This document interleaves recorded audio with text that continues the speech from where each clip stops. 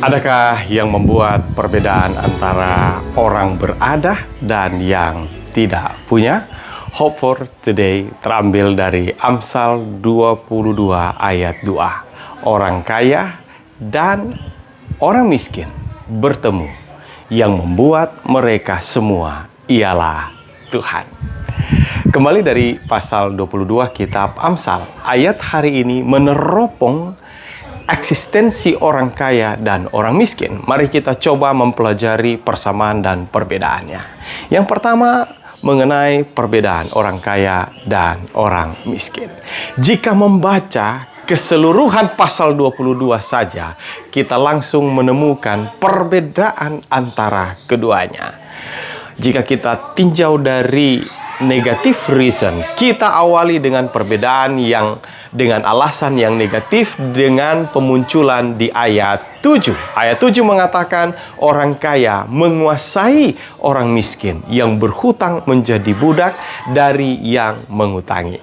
Kemudian dari versi EMB, orang miskin dikuasai oleh orang kaya, dan seorang yang berhutang adalah pelayan bagi orang yang memberi pinjaman.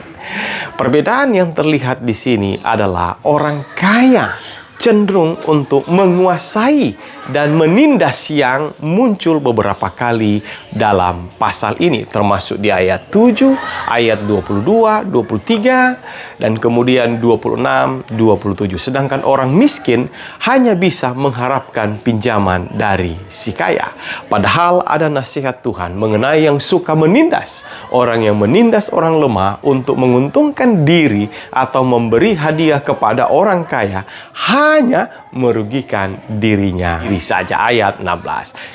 Tetapi perbedaan secara positif terdapat di ayat 9. Orang yang baik hati akan diberkati karena ia memberi rezekinya kepada si miskin.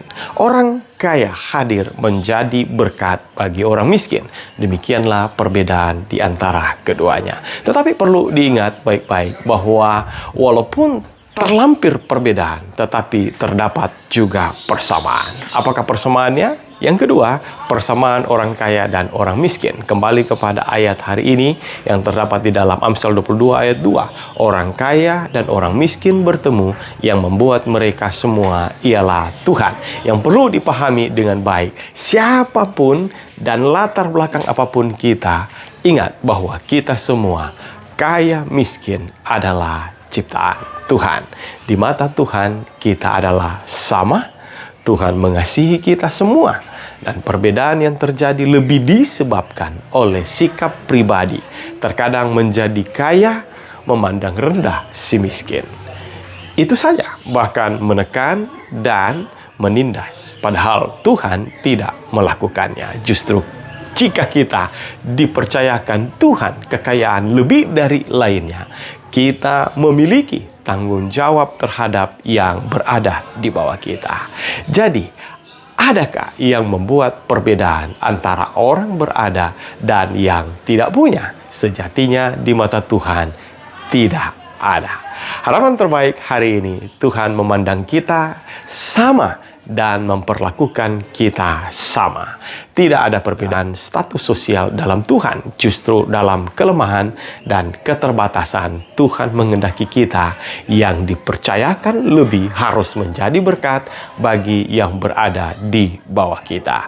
Teruslah diberkati dan jadilah berkat bagi sesama. Terima kasih Tuhan untuk firman-Mu hari ini. Kiranya boleh memberkati kami semua, pemirsa yang menonton channel ini, dan menolong kami untuk bisa peduli, care, dan mengasihi sesama kami. Di dalam anak-Mu Yesus Kristus Tuhan Juru Selamat kami berdoa. Amin.